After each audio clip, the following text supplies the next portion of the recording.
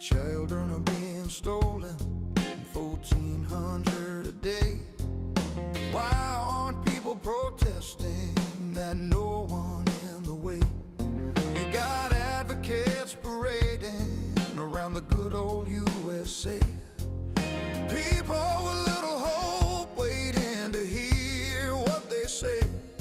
Well, don't hold your breath, the messages aren't important. What they are fighting for, it's barely worth it. They say they are helping, well, that's just a lie. They want you to follow on Facebook. What a big surprise. Tiff and the Punisher here every day. Listen to the words they say. It will save you one day. Tiff and the Punisher, built to last. Stop giving up what's important to those that don't care. Don't build up their egos to you. It's not fair. Please do your research. Be read between the lines. Don't give them all you got. It's blind leading the blind.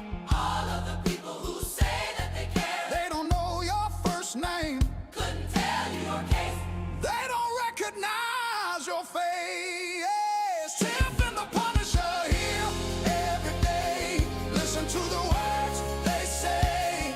It will save you one day. Tiff and the Punisher, built to last. Stop giving up what's important to those that don't care. Don't build up their egos to you.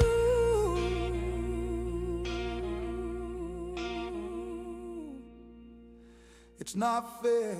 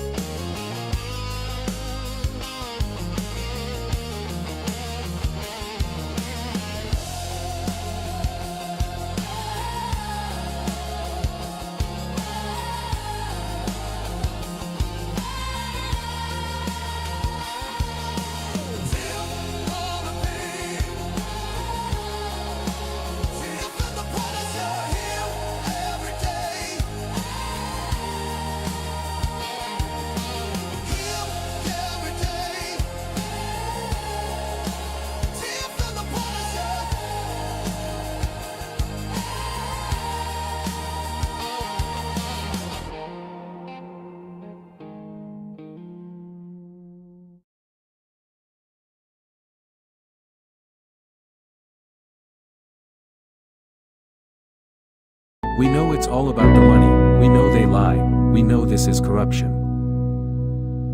Does CPS know what they are doing to the children?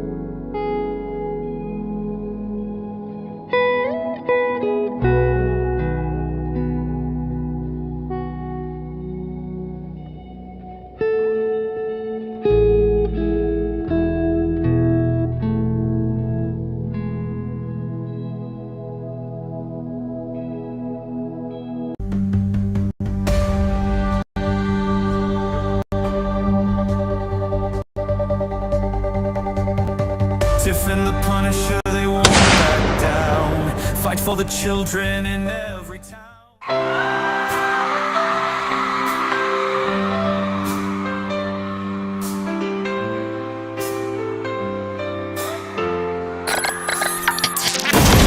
They are taking our kids every day.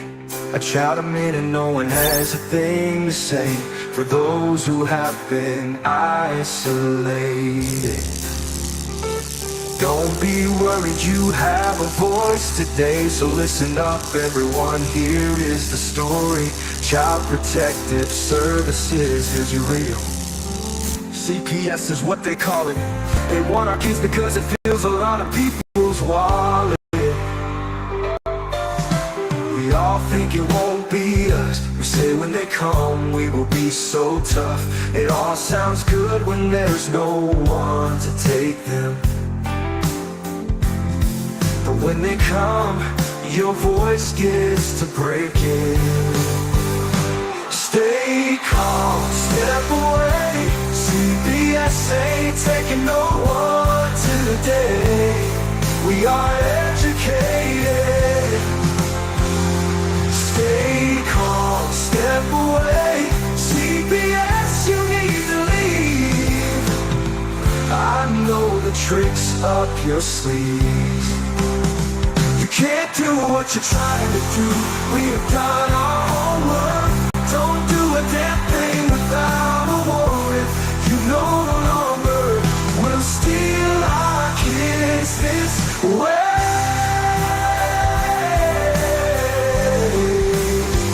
Tiff and the Punisher have come for the calling. They are giving us the CPS warning. Their voice is loud and clear.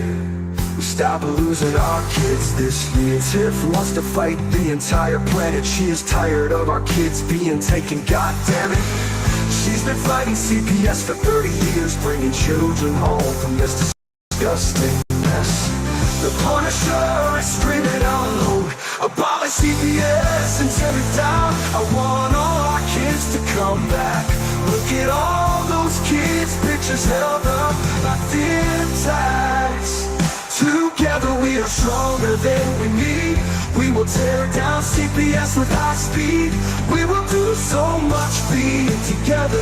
Birds of a feather flock together. So watch out CPS, here we come. Picking you one by one. We promise to bring back the family and prosecute the caseworkers unhandily. So give us back the kids you have taken. Tiff and the Punisher sending you all on a vacation. The one with bars in the windows and the only games you play are on Nintendos. Corruption in courts, here we come. We won't stop until it's done. You judges need to learn what you stand for. This is Tiff and the Punisher warrior. And we cry out to all of you out there. We need support for a cause that many don't care. All children are being stolen way too often. So CPS, we plan on doing the stopping. Stop it.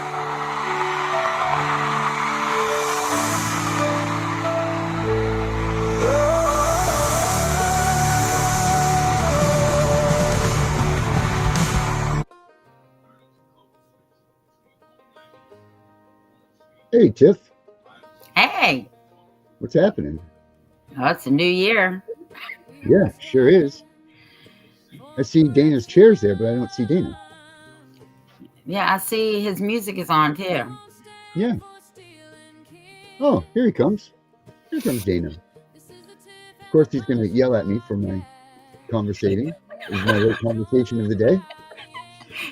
My New Year's Eve resolution. Yeah. Hey, buddy. Happy New Year's, bud. Happy New Year, my friend.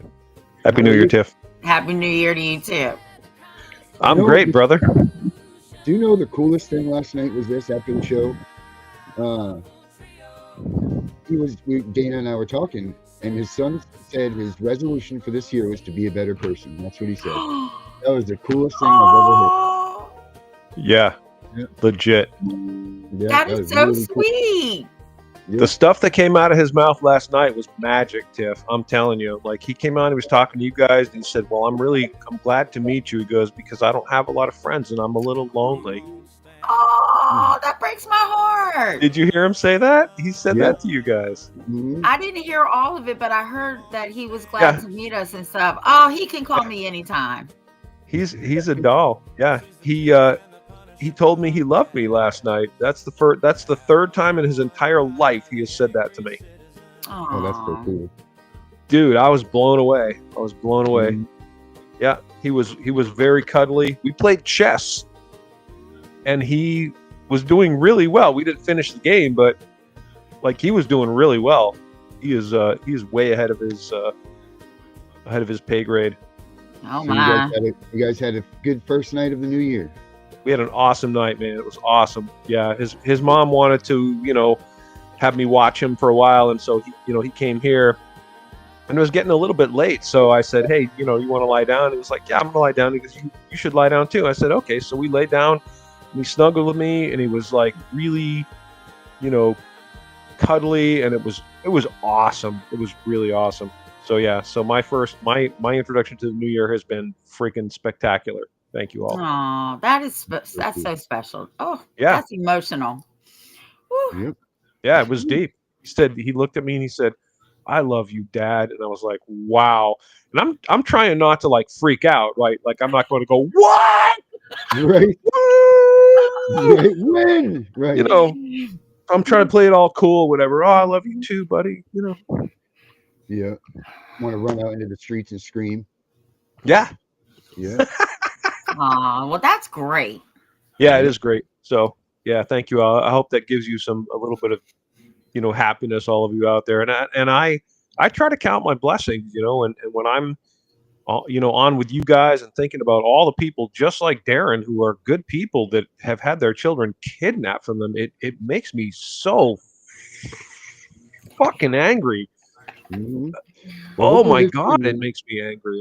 It's so absurd, especially when you consider, I was just thinking about this before we came on, the number of people that, in Maine, we've had children who have been basically murdered by their parents, and CPS, the so-called Child Protective Services people, were aware of this situation, that these children were in danger, and somehow didn't manage to save them.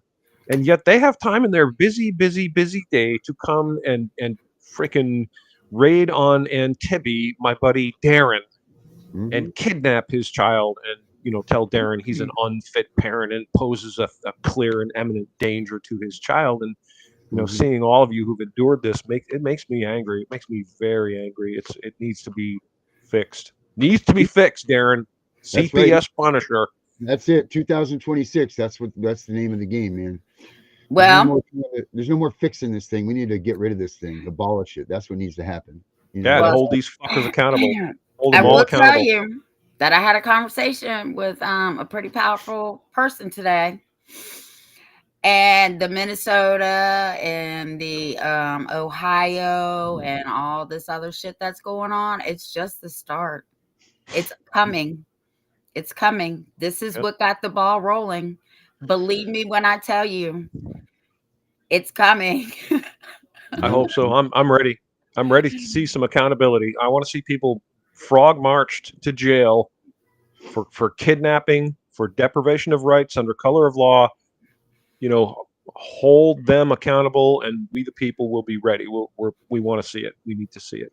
Yeah, right front page. Hang them Yeah. all. You know what I Yeah. mean? Hang them all, because you know what they've done? They've taken life out of people that will never get that back. There's Mhm. no Yes. fixing there's no fixing. Like, oh well, you got to fix. No, there's no fixing what they've done. Yeah. Because you don't get to go press rewind and come back and let's redo this and get the first steps back, or the first missing tooth, or the first day of school, or the first, all of those things. You don't get that back. You know what I mean? You get to, sure, your kid gets to be 18 or 21 and you get to, oh, here they come. They're, like, and that's what I love. People are like, oh, well, they're going to come back, when they're 18 or 21. Okay. Well, that's great. When I'm 73 and I missed the whole goddamn entire life, Yeah. what do I get for compensation for that? What do they get? You know what I mean? Who knows the hell Yeah. that they put through in those foster families? Because I'll be honest, man, I'm not seeing one good goddamn story about anybody in foster care. I don't see one thing about anybody saying, wow, this foster care has really done great by me. These kids that are coming out are saying that it's shit.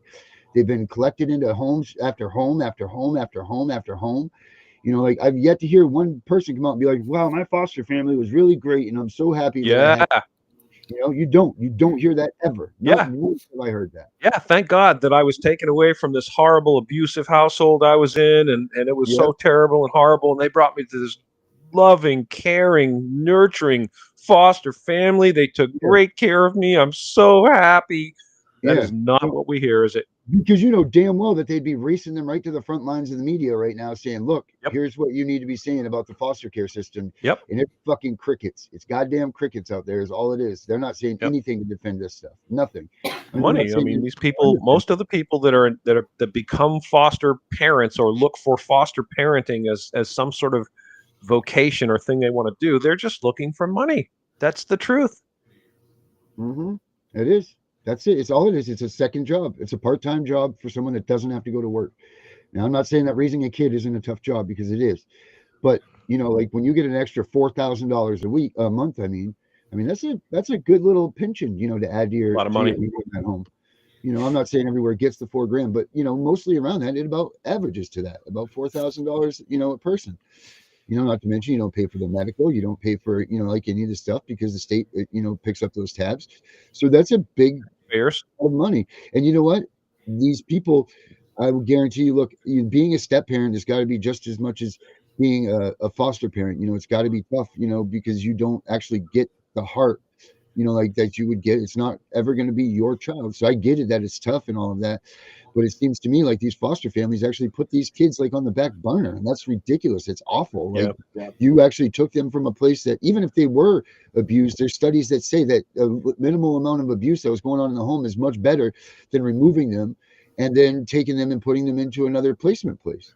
Yeah. What a horrible thing for a child to be yanked out of the only environment you know and brought to strangers. Yeah, really, really not good for that I mean, child. who thought that through and said, you know what, here's a great idea. Let's go steal a kid and then we're going to put them in this place by themselves, no access to anything that they've had in the past. You know, can you even as an adult? I mean, look, I've been to jail. I know what it's like. And that is a horrid feeling when you're taken away, you're put into isolation. There's nobody around you that you know. You can't talk to the people that you love or you care for. You can't do any of that stuff. You are just stuck in a goddamn cell. And that's it. And that's got to be what it's like to be a kid that's being removed. For like sure. They have nothing. They have nobody around them. They have nothing. But this is a good idea. This is a great idea. Let's do this. So I just sent you a 22-minute video that you really should play. I tried to find Dana on here because I was trying to send it to him earlier too. You got to watch this. I'm not going to say my mind was blown, but I tell you what, it definitely validates what we've been saying. All right, let me. I just sent it to you in Messenger. All right. I'll find it. Hold on. You bossed me around. Happy New Year. Yep. Some things don't change. I'm just kidding. All right. Somalia, the Somalia one that you just sent me. Whatever I just sent you about it was broadcasted 4 days ago. Yeah. Okay. All right. Well, guys, let's go to the movies. Let's see what Tiff sent. Let's see here. Blip, blip, blip, blip. Okay, so let's see if this is what it is. Okay, Tiff is this one. Tiffany Wise. Here we go. All right.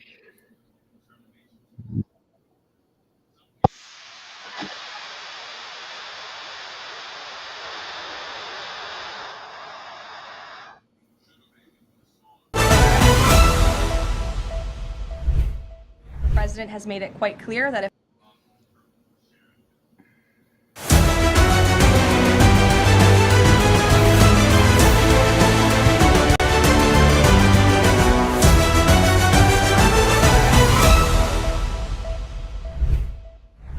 has made it quite clear that if narco-terrorists, again, are trafficking illegal drugs towards the United States,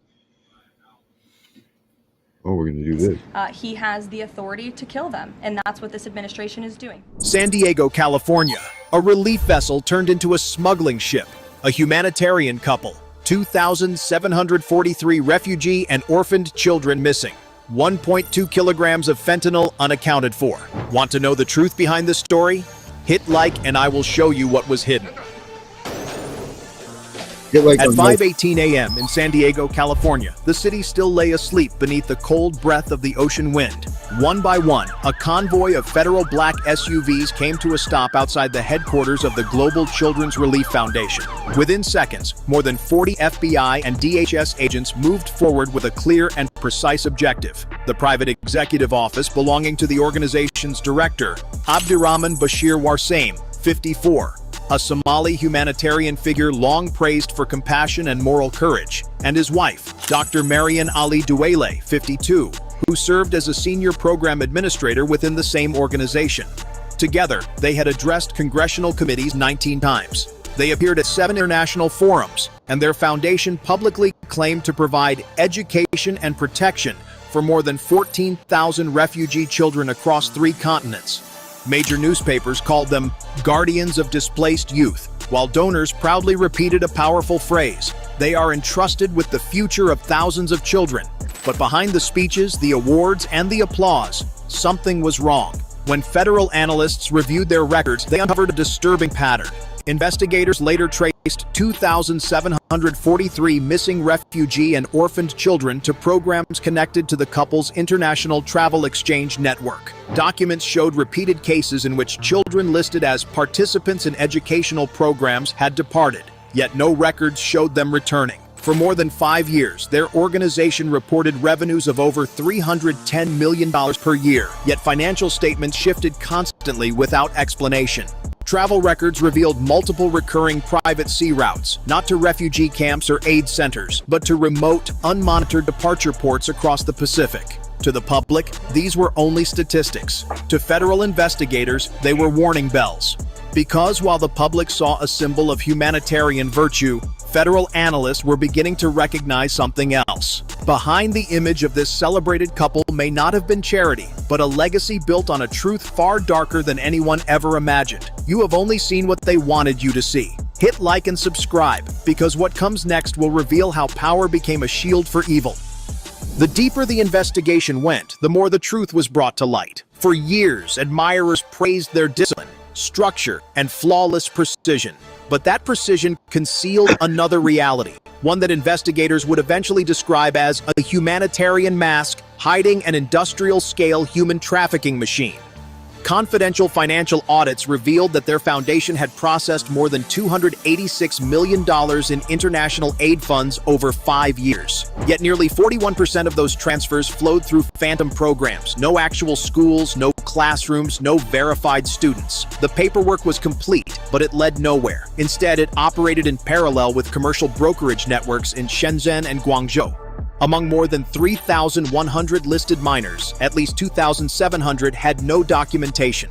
Their tracking records were empty. Their routine medical examinations were halted without explanation. In dozens of cases, even their names disappeared from the digital system, erased as if those children had never existed. The destinations told another story. Passenger manifests revealed repeated departures tied to the same international transport corridor, the same shipping agent, the same time windows, month after month. Each group of children was moved aboard luxury charter yachts leased through third-party shell companies, departing after midnight from discreet coastal marinas in California, Washington, and British Columbia. Passenger rosters described them as youth educational delegations. Every vessel recorded its departure time, and each route ended at southern coastal ports in China. Another intelligence source revealed something even more disturbing. Encrypted communications were traced to members of the CJNG cartel, previously monitored for narcotics trafficking and forced labor networks. The connection was intentional, not accidental. Working together, they coordinated narcotics shipments into the United States. More than 1.2 kilograms of fentanyl moved along transport organizations' routes, and once again, the same pattern appeared. Target, a luxury yacht disguised as a humanitarian relief vessel. Projected number of children, 450. Distribution network, unregistered private hospitals in China. Estimated black market profit, billions of dollars. After confirming every stage of the operation, federal agencies reached a single, unavoidable conclusion. This was no longer a charity audit. This was no longer a records review. It was the blueprint of an organized human trafficking network, built behind the trusted public faces of a powerful couple. If you want to see how smoothly this network operated, and why it existed beyond the reach of the United States, comment, "Go deeper." What comes next will reveal just how horrifying it truly is. At 5:41 a.m., the Pacific waters off the coast of San Diego were dark and silent. 38 nautical miles from shore, a large white humanitarian yacht cut through the waves, its name painted carefully along the hull. Relief vessel, Silver Dawn. On social media, the voyage was promoted as a cultural enrichment journey for refugee children. The images showed smiling faces, banners, and promises of learning and hope. But inside the federal command room, the truth had already been revealed. On that vessel were more than 450 children, many without identification, many without guardians, many already missing from official records. They were not headed toward opportunity. They were being prepared for sale and transfer. The order was issued at 5:58 a.m. The waters around the yacht shifted from silence to coordinated motion. The U.S. Navy's rapid response vessels, USS Cole and USS Carney, closed in from starboard and port. FBI and ICE tactical teams prepared to board. Above the waves, two MH-60S Seahawk helicopters moved into position, one on each side, hovering steady in the cold morning air. No announcement was made. No warning was issued. This operation had one singular objective: stop the ship before any child disappeared beyond reach. When federal floodlights illuminated the vessel, several men on the upper deck stepped back, then reappeared with weapons, attempting to force the yacht forward. Gunfire erupted from behind the railings. Not chaotic, not frantic, controlled, intentional.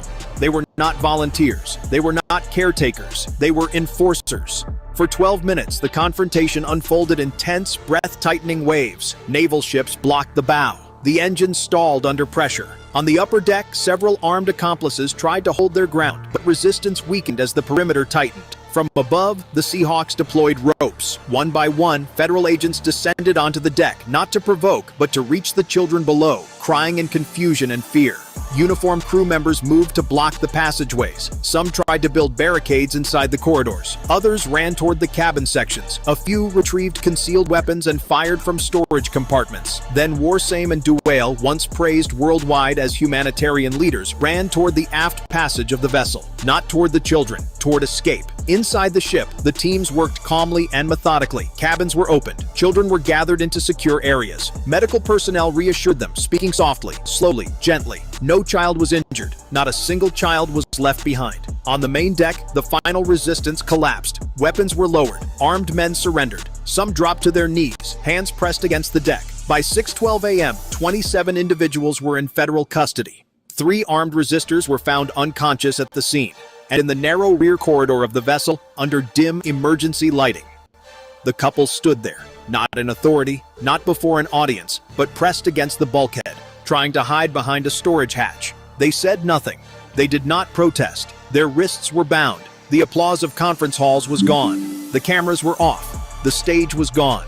For the first time in years, no speech was delivered, only silence. And the two figures, once celebrated as protectors of children, were escorted across the deck under federal guard, while the very children they had abandoned were carried into the safe arms of those who had come to rescue them.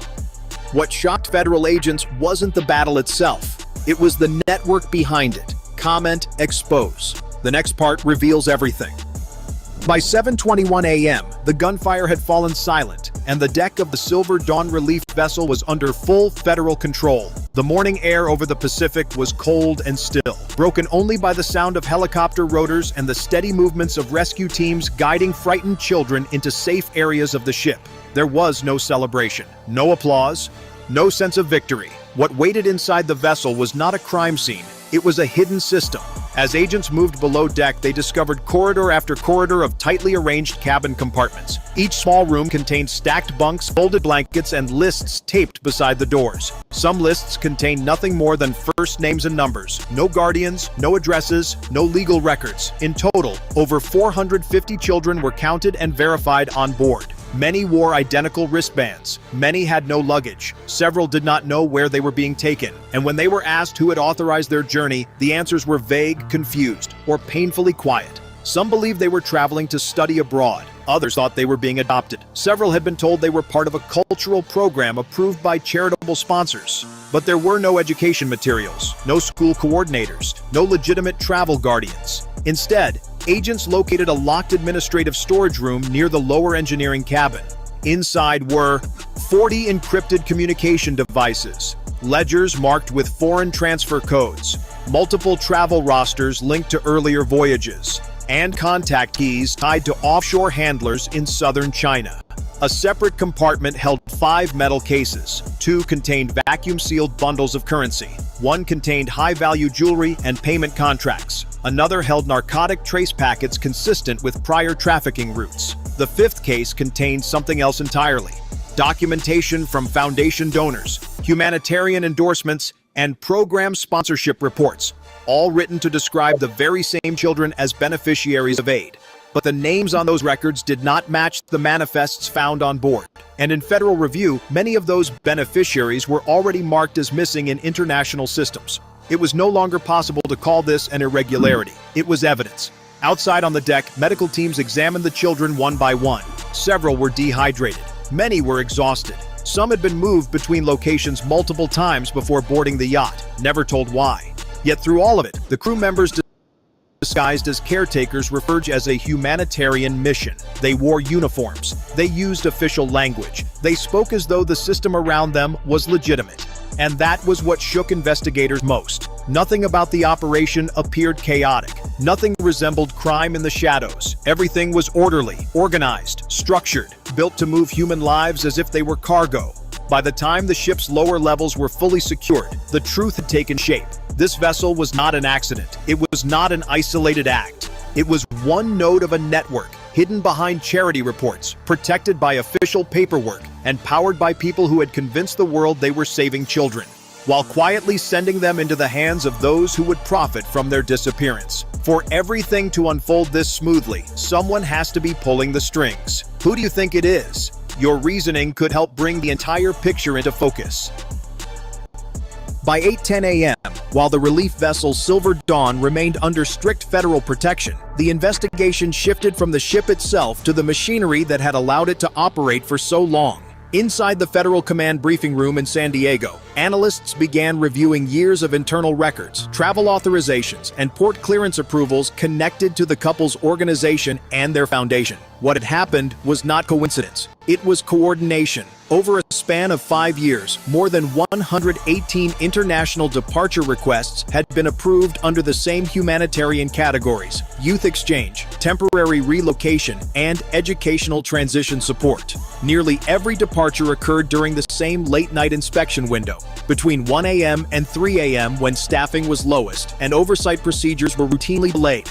None of those departures were flagged. Not a single one was denied. When investigators traced the approval chains, the findings were deeply alarming. Several documents had been processed through private compliance consultants and third-party assessment firms hired to support international aid logistics. Their signatures appeared repeatedly on cargo transfer papers, passenger exemptions, and maritime transport waivers. The more files analysts reviewed, the clearer the larger picture became. This network did not survive because it was invisible. It survived because too many people chose not to see it. Financial audits revealed consulting and advisory fees totaling more than $92 million, allocated to shell organizations tied to port administration groups, legal review bodies, and overseas coordination offices. On paper, these payments were legitimate, labeled as risk evaluation, international coordination, and humanitarian infrastructure support. In reality, they served one single function: They prevented questions from being asked. When junior staff requested secondary passenger verification, the request was marked unnecessary. When voyage logs showed repeated late-night departures, the anomaly was labeled statistically insignificant. When a customs officer refused clearance, he was reassigned within weeks. The pattern repeated year after year. Official emails retrieved from encrypted servers described the program as a priority humanitarian corridor. Some cargo declarations were pre-classified as low risk, meaning no deep scanning, no extended review, no intrusive inspection. And those classifications had been applied to the very routes now linked to 2,700 missing minors, hundreds of covert financial transfers, and a parallel flow of illicit financial activity. This was not a bureaucratic failure. This was institutional permission. What troubled investigators most was not the money itself, but the individuals who reinforced this system did not see themselves as criminals. They spoke in the language of efficiency, growth, partnership, and international cooperation. They convinced themselves they were protecting programs, protecting reputations, protecting stability. But stability for whom? Every unchecked approval, every softened report, every buried question carried a human cost. Children disappeared in silence, records closed quietly, and a humanitarian image concealed a criminal network that operated through offices, boardrooms, and polished institutions, not alleys and shadows. When the final briefing concluded, one realization stood above the rest. This network did not operate beneath the system. It operated inside it, sustained by paperwork, protected by process, and upheld by people who believed that looking away was easier than confronting the truth. By the afternoon of the operation, the activity aboard the Silver Dawn had grown quieter. The noise of the confrontation had faded, replaced by softer sounds. Medical teams speaking gently, blankets being unfolded, children being guided to seated areas on the upper deck beneath the morning light. There was no triumphant tone, no victory language, only a steady and deliberate sense of responsibility. Across several hours, Federal Child Services teams and medical personnel worked room by room, verifying identities and stabilizing the young passengers. Out of more than 450 children rescued, many were unable to describe the full path that had brought them to the vessel. Some had been moved between shelters, others had crossed multiple borders, several had been separated from guardians long before boarding. Their records revealed something larger. Cross-referenced against international databases, at least 2,700 minors tied to earlier program transfers had never re-entered legitimate humanitarian systems across the previous 5 years. Many had vanished from school registries. Others disappeared after temporary sponsorship documents expired. A significant number were never recorded again, not as students, not as residents, not as refugees. For investigators, the numbers no longer represented figures in a report. They represented absence. Each missing record was a child with a life that could not be traced. As analysts reconstructed the movement corridors linked to the Foundation, a deeper reality emerged. Children were not simply mismanaged. They had been absorbed into concealed pipelines, transferred through routes built to erase their existence from oversight structures. Some had been shifted repeatedly to prevent tracking. Some were listed under altered identifiers. Some left no trace beyond a single outbound manifest. The emotional weight of these findings did not fall in a single moment. It gathered slowly, quietly, as case logs hardened into fact. Parallel investigations confirmed that the network did not merely operate alongside criminal transport channels, it relied on them. Financial reviews documented hundreds of millions of dollars routed through layered accounts under the appearance of humanitarian allocation. Those funds did not build schools. They did not support shelter programs. They did not return to the children whose names had justified them. A separate intelligence stream linked overlapping maritime routes to narcotics corridors responsible for more than 1.2 tons of illegal substance movement over an extended period.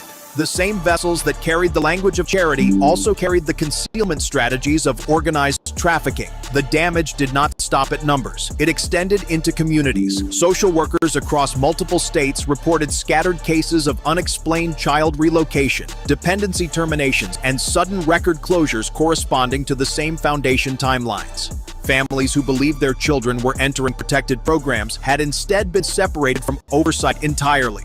For those who survived the journey and were recovered, the path forward would not be simple.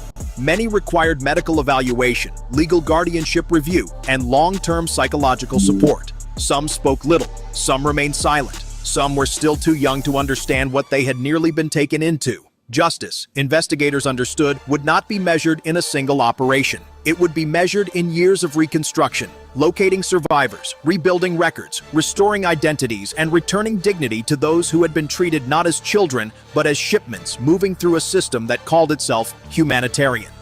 Inside the federal briefing room, one conclusion echoed again and again. This was not collateral damage. This was the purpose of the network. It existed to convert vulnerability into profit, to turn innocence into a resource, to move lives through doors that were never meant to close. And as the rescued children were carefully transferred from the deck of the Silver Dawn to protective custody, the people who had come to save them carried a quiet understanding. Stopping the ship ended the movement, but the work of healing and the work of truth had only just begun. By the end of the first 24 hours, the Silver Dawn relief vessel was no longer moving across the Pacific. It was anchored under U.S. Navy escort, its decks secured, its compartments sealed, and its systems cataloged as part of a widening federal investigation. Warsame and Duale did not return to conferences or cameras. They was transferred under guard to the USS Coronado, where federal agents began the first stage of post-operation questioning. There were no speeches, no public statements, and no appeals to humanitarian authority. The interrogation room remained quiet, and the records spoke louder than any defense they could offer. Within days, the investigation expanded far beyond the ship. Bank accounts tied to the Global Child Relief Foundation were frozen across 7 jurisdictions. Real estate holdings, foreign investment portfolios, donor trust reserves, and subsidiary program accounts were seized pending review. In total, more than $420 million in assets were placed under emergency federal control. None of the corresponding ledgers matched legitimate program spending. Behind every financial transfer was a trail of shell organizations, advisory partnerships, and consultancy fronts designed to disguise extraction as aid distribution. In multiple cases, the same authorizing signatures appeared across funding approvals, port access waivers, and international travel exemptions. The findings were not isolated. They were structural. Grand jury panels were convened under sealed proceedings. Charges extended far beyond mismanagement or fraud. Draft indictments spanned human trafficking, conspiracy across international borders, financial laundering through humanitarian channels, obstruction of oversight procedures, and organized racketeering activity. Several cooperating witnesses were identified. Individuals once positioned inside compliance review offices, logistics contracting firms, and advisory bodies linked to transportation and aid coordination. Their testimonies revealed a system that had not simply overlooked risk, it had normalized it. Federal analysts recovered more than 14,000 internal communications, outlining a language of operational caution, not to protect children, but to protect the image of the foundation. Phrases such as "avoid disruption to priority partners" and "do not delay humanitarian throughput" appeared repeatedly across routing approvals. Those very approvals corresponded to the same corridors tied to 2,700 missing minors, overlapping narcotics routes, and concealed maritime transfers over multiple years. Meanwhile, oversight audits were launched at additional program hubs in 3 countries. Early findings revealed similar documentation patterns, similar contractor relationships, and similar low-risk classifications for passenger clearances conducted during overnight hours. This was no longer viewed as a single case. It was recognized as a model, one capable of replicating itself wherever institutions valued efficiency over scrutiny, reputation over accountability, and paperwork over truth. There were no public celebrations when the findings were presented. No press conference declared victory. Inside the closed briefing rooms, the tone remained measured and solemn. Investigators understood that the arrests, asset seizures, and indictments could not reverse what had already been lost. Communities would spend years repairing trust. Survivors would navigate long processes of recovery. Courts would move carefully because haste could never replace justice. Yet one fact stood firm. The pipeline had been severed. The vessel no longer sailed under the banner of charity. The financial machinery that sustained it no longer moved unchecked. And the image that once shielded wrongdoing had been stripped away, replaced not with outrage, but with documentation, evidence, and accountability. For those who had worked through the operation, the meaning was neither triumph nor closure. It was responsibility. Responsibility to tell the truth. Responsibility to protect those who had no voice. Responsibility to ensure that silence could never again be mistaken for compassion. Because the greatest danger had not been the ship, the money, or the network itself. It was the belief that a system built on trust could never be questioned. This case broke that belief, and with it came a final, unspoken understanding. Humanitarian work demands vigilance, not admiration, and the cost of looking away is measured in lives.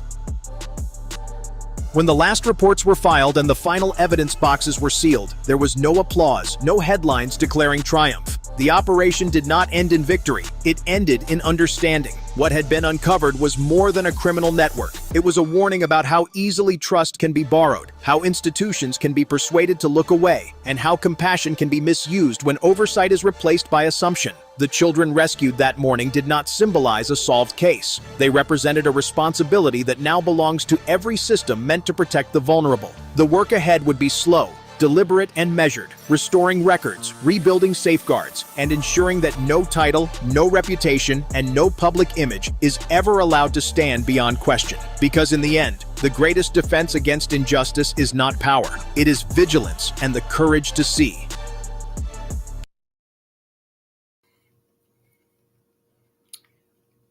Well, well, well.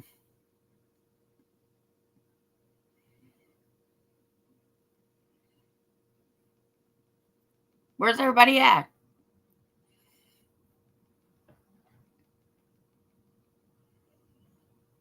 Turn your mic on. Turn your mic on. That was insane. That was so.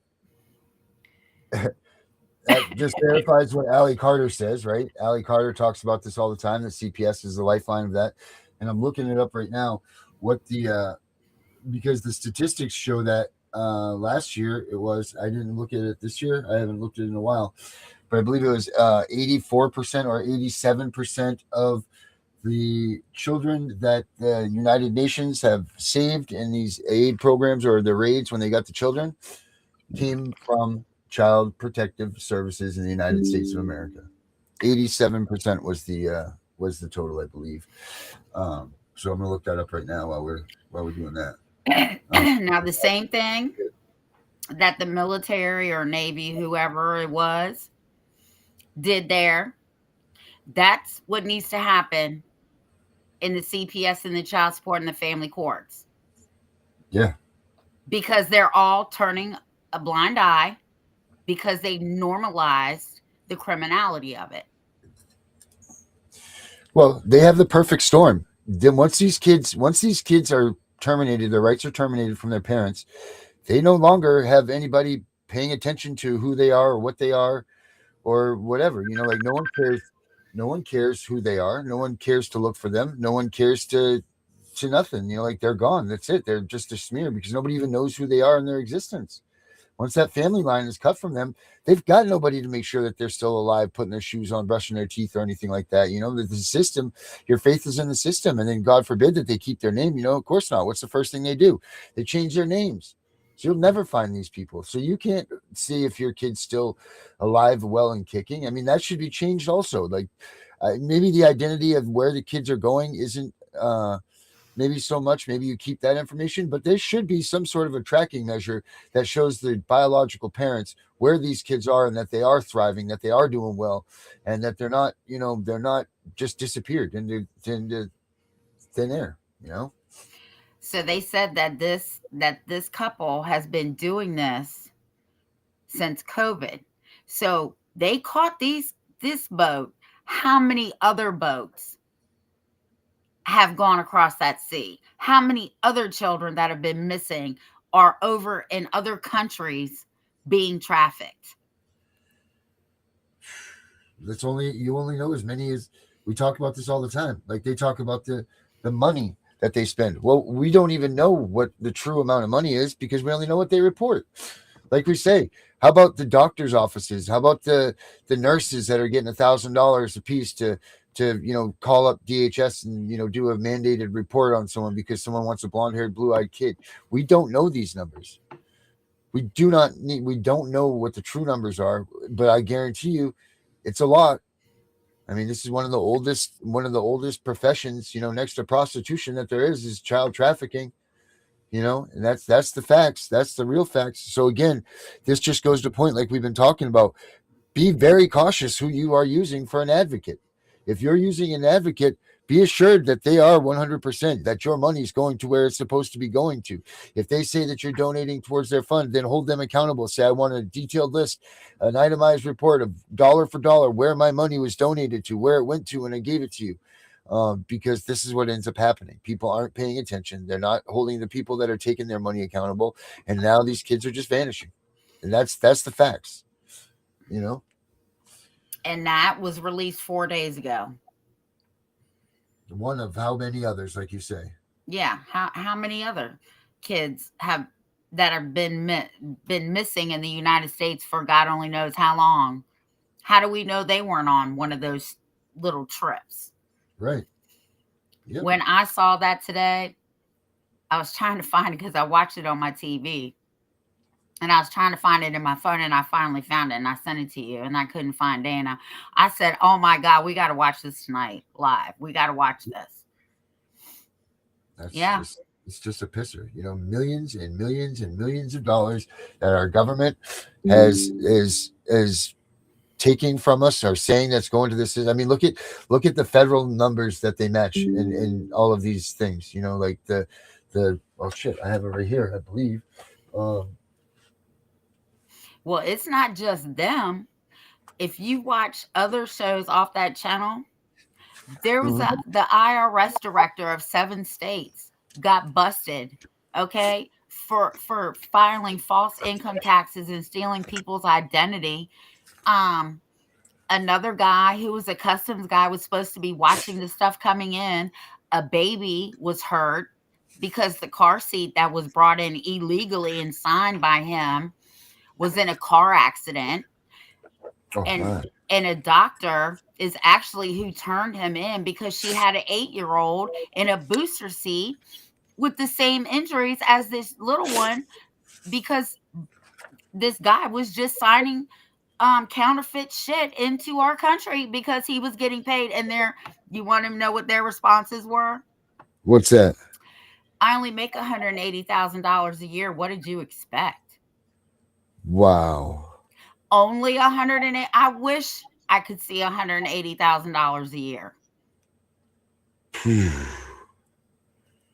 So the video I sent you, go in and watch more of those things, because I'm going to tell you, I started watching them, and let me tell you, these people that are working for the government that are only making $180,000 a year feel like they're entitled to more. And these people had billion-dollar boats, cars, all kinds of shit. Jesus almighty. It's bad. Right. But that's what I'm saying. We don't even know these true numbers because we don't know what's not being reported, you know? And I mean, I don't know what the whole total, if you did a total search of how much money is this whole system worth, you know, not just what they're spending in on Title IV and the ASFA and all of these different programs. I wonder what they say is a total number. Like what's the number that they're spending each year, or that is spent each year just on the whole circle of stuff, you know, like the whole damn thing, the whole, you know, CPS, foster care, child support, that whole Title IV, you know, bullshit, you know, all of that. What is not the actual number, but what's the number that they're saying? It's got to exceed the billions, right? It's got to be probably fastly approaching trillions. And if you got something that's that big, that's that amount of money, how are you not going to have corruption? And how are your kids not going to be the ones that are targeted in this stuff? I mean, this is it. And this is why I believe that abolishment is so not far-fetched, because I promote abolishment. I think that, but I really do believe that if we abolished CPS, our economy would fall down, because it's so much money invested into our economy between doctors, lawyers, judges, counselors, rental properties, you know, like the list just goes on and on and on and on and on. Who has their hands inside of this stuff? You know, like, this is just absolutely crazy. They all have so much money invested in this whole thing that we call foster care or child protection, that you really would be destroying I would say probably half of our economy would be just wiped out. I really do believe that, I mean, it's just absolutely insanity. That's my own opinion on that. And it's for educational purposes only, but it's just asinine. And to think that there's not going to be any sort of corruption because of it is just, you're just stupid. So these people that are out there saying, oh, they don't get incentives, they don't get any of that stuff. Well, first of all you have to do is look up online and find the bills that support this stuff where it actually says, let's see, incentives for providing permanent families for children. Do you all see that word? Adoption incentive payments, incentives. That means that people are making money. They're getting paid to do something. Now, why can't we just change all of that stuff to reunification? Incentives to reunify. What's to that put bill back number? in your homes. It's HR 867-8, whatever that means, but because there are different numbers throughout the page. Oops. So that part is HR 867-8. So, I mean, that's it, people. That's the size of it. And with those things going around and those things being what they're working towards, then we have too much corruption, and there's just too much. There's too much money on the bounty of one of our kids' heads to believe that the best interest of our child is truly what they are working towards, because it seems to me like the best interest of the greenbacks and the wallets and all of that stuff of all these people involved, including our own government, are what is the main goal here. There's no doubt. When was that bill in place? It makes references to the 90s, so I'm going to guess that, but then it does go into like the 2002. All right, because So I I got don't know the what one. I got the one from 1997 and 1998. it says. Title II, incentives for providing permanent families for children. So I don't know if You're this is gonna have part to of the send that. ASFA. You're gonna have to send that to me because I'm not. That one's not coming up. I mean, they have things in here started as this. It says reauthorization of family preservation and support services. It says, in general, Section 430B of the Social Security Act is amended. Check this out. Inserting the semicolon by adding at the end of the following. For fiscal year 1995, $275 billion. For fiscal year 2000, $295 billion. For fiscal year 2001, $305 billion. Like continuation of reservation in certain amounts. It's just crazy. It's just conforming amendments, sections 13712 of the Omnibus Budget Reconciliation Act of 1993. Like, what the hell are these things, right? What are these things that we don't even know this money is going towards incentivizing adoptions? We don't even know what these bills are. That's the problem with bills that are getting passed. I don't know why this thing just got real hazy, but that's the problem with these bills when they get passed. People, you need to look at every bit of what they're talking about, because inserted in these things are all kinds of extra money. It might be like you might think it's for school lunch, but in reality it says $10 million going towards to incentivize doctors to promote well-being for the state, or something like that. You got to look at everything that goes through these people's hands. It is up to us. We are a republic, so that means that we don't get to vote on everything. That means that we vote for our officers to come in and to speak for us. So whatever they're voting on, you need to be looking through and calling their offices and telling them, look, I want you to not do this because I found this. So you need to look through every bit of these legislations that they're trying to pass, because this money is being handed out like it's candy, and it's all to prevent your child from coming home. All of it, because they don't have programs out there that say incentivize reunification. It says it that in the Title IV Social Security stuff says that reunification needs to be the goal to get that money. So what do? They just lie the whole time and say, yes, Your Honor, reunification is still the goal. And then when 12 months hits, they go in and they say, I'm sorry, Your Honor, reunification has been turned to termination or adoption. because they're not getting that funding anymore anyway. So these are the things that you all need to look out for. Everybody's running around, prancing around saying, I'm making a bill and I'm doing this and that. Look at the stuff that's already out there and tell your local senators and congressmen and your state representatives and all of these people to cut the ties with anything that has to do with child protective services, because none of the money is going to anything good at all. It's going to these things, just like the video we just watched. That's where the money goes. Is that where your hard-earned money that you pay taxes are supposed to go? Is that where you want your money going to? I sure as hell hope not. Hell no. Man. I just Crazy. sent you a couple of things too that I was researching. But yeah, can you put that in a PDF and send it to me? If I can find it, I'll just scan it and I'll resend it to you. Like I said, I just ran across that, and like when you're going through your files, you're like, "What the hell is this right here?" I don't know how many times I've done that. Right. Oh my God, I haven't seen this. I forgot I had it. Right. I swear to God, every one of us in this that are watching this and everything, all probably have filing cabinets that are stuffed full of everything. I mean, there's a reason why we all try to, say that we can represent ourselves, and that's because, you know why? Because we learn this stuff more than they know, and that's what scares them too when we go into the courtrooms. All of us know way more than these lawyers that they're appointing you. Absolutely, because we're all laser focused on trying to get our kids home. So we're looking up every rule, regulation, all of that shit, law, code, statute, any of that stuff to make it so that we can get our kids home. Like, we are all annihilating this stuff. That's why if everybody could just stop their bullshit trying to be the leader of some pseudo fake,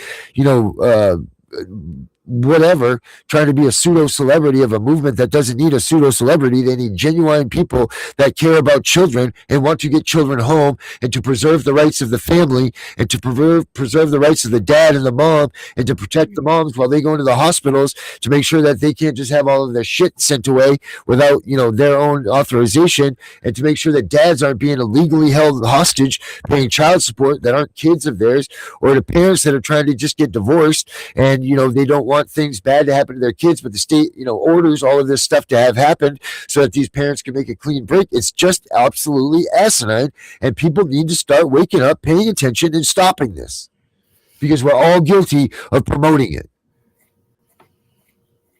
That's my opinion. Ooh, Darren, maybe I should have let you watch that video way before you came on. But I understand, because I was so fucking outraged. I'm like, I can't watch it, but I can't turn it off. I can't watch it, but I can't turn it off. Right. It's like going past the car accident, You right. You just gotta keep rubbernecking. Yeah. Yep. Yeah. That's the truth. So don't let them lie to you. That's right. They're trafficking our children. Period. Yep. And we need to know, as the parents of the kids that are taken and that we're going through all this BS, it is our fault. So we need to wake up, and we all need to start making sure that this doesn't happen anywhere else. I mean, it's hard enough that we're having the fights for our own kids, but just as general human beings, let's be good people the way that we're supposed to be, and be righteous, and make sure that this doesn't happen to anybody else.